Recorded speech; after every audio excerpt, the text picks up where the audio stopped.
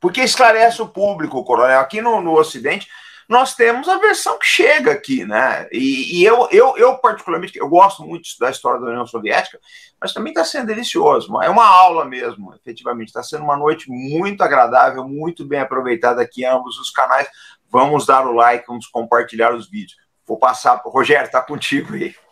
Comandante, uma observação, mas eu às vezes estou escutando e fico surpreso do conhecimento que você tem sobre história e sobre o que acontece com parte da União Soviética, da Rússia. Eu fico surpreso, porque muitas muitas pessoas não gostam da história, mas todas as pessoas têm que saber.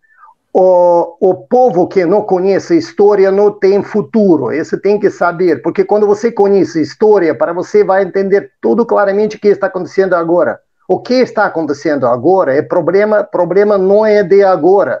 Você me perguntou sobre a Ucrânia, esse problema não é de agora.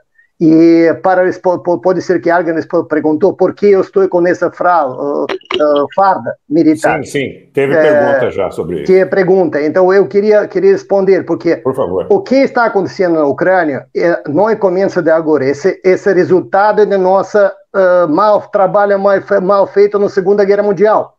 Eu falo, trabalho mal feito na Segunda Guerra Mundial por parte dos soviéticos. Esse é o resultado. E eu estou com farda de Segunda Guerra Mundial. Tudo que está, não é esse meu, mas a farda é esse da Segunda Guerra Mundial. Por que na Segunda Guerra Mundial?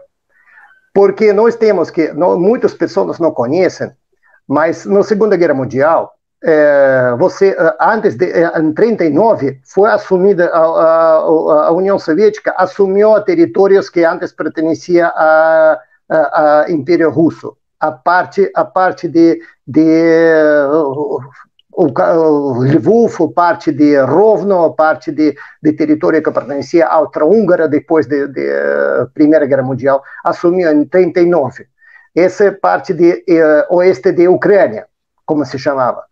E lá no oeste da Ucrânia havia muito nacionalismo ucraniano, nacionalista fervente, porque durante o Império Austro-Húngaro ele sempre foi tratado muito mal. Esse território é sofrido, e tem muitos brasileiros que são origem do ucraniano, que vieram da Ucrânia, de território ucraniano, indo do Império Austro-Húngaro, que agora esse território pertence à Ucrânia, e de Segunda Guerra Mundial pertencia à Rússia, mas antes era Império Austro-Húngaro, no começo do século XX.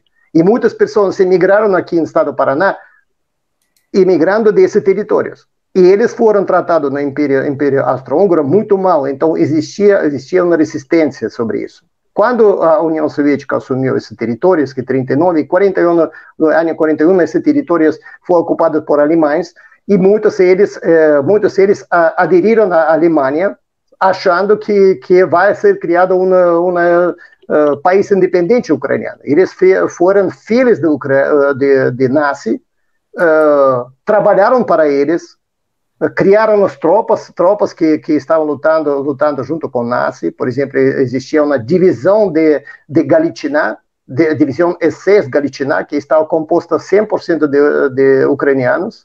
Existia polícias, existia Sonderkommandos. Sonderkommandos, seguramente você uma vez comentou, Sonderkommandos, esses comandos que faziam repressões de partisanos nos territórios ocupados por alemães.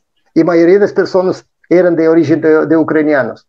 E em campos de concentrações que juntavam de milhões de soldados soviéticos que foram capturados em primeiros 6 meses, você sabe que em primeiros 6 meses foram capturados 3,5 milhões prisioneiros soviéticos.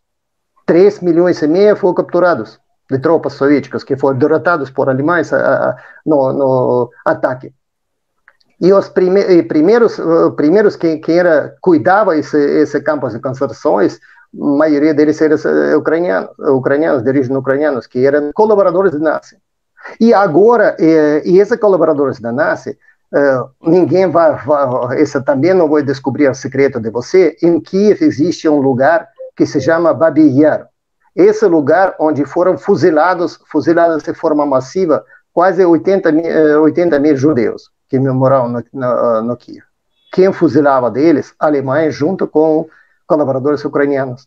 Todos sabem tudo isso. E esses colaboradores ucranianos tinha um chefe ideológico dele, Bandeira, famoso nome Bandeira. Ele é capitão desses de Alemanha. Bom, ele é ucraniano, mas trabalhava com eles. Esse é herói deles. E quando tropas soviéticas avançaram, eles começaram a guerra partisana dentro de territórios que foi liberado. Eles matavam os judeus, matavam polacos, matavam os soldados soviéticos que estavam fora. E quem líder era Bandeira. E agora essa Bandeira é chefe, herói de Ucrânia. E você falou sobre Manstein. Agora, quando os russos retrocederam do território de Kharkov, as tropas ucranianas tinham nos seus blindados cruz alemão. Como marco, como insígnia de seus veículos blindados, tropas alemãs.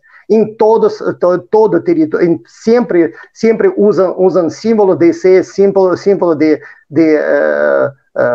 cabeça morta de divisão de Alemanha. Eles usam isso. Tem fotos, várias fotos onde está presidente da Ucrânia, Zelensky, junto com soldados que têm essas signas SS. E eles fazem uso de Zikhai, mesmo a grita deles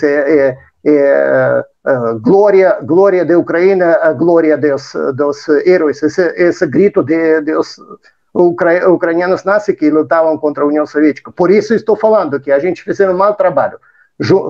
Quando estou falando nós, estou falando também brasileiros, porque nós lutamos na Segunda Guerra Mundial, lutamos juntos.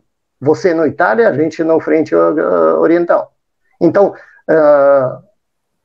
você fala o que fez Khrushchev. Khrushchev colocou essa mina que agora nós estamos desarmando na Ucrânia. Porque Khrushchev liberou, porque nós, quando estávamos na União Soviética, estava capturando os resistentes, esses de ucranianos, mandava eles no prisão. E Khrushchev, no ano 54, liberou a todos eles. Mesmo caras que matavam os civis de forma sanguínea. Só fácil coloca de perguntas as cidades que fizeram os Banderas com Polônia. Polônia tem muito monumento sobre isso. E agora polacos estão lutando do lado ucraniano. Agora alemães estão lutando no lado ucraniano. Então eu falei para você, eles não foram mortos, não foram fuzilados, foram mandados em prisão. E no ano 54 eles se liberaram. E eles começaram seu trabalho promovendo suas pessoas dentro do Partido Comunista Ucraniano, promovendo nos seus lugares, e chegaram nos anos 90 já com a ideologia anti-russa pronta, que leva ao começo da Segunda Guerra Mundial. Desculpa que eu larguei tanto, mas essa é uma coisa para que a pessoa não entendia que não aconteceu isso agora em 2014. Essas são como um passo, uma outra... uma peça de arte larga e isso são outra arte.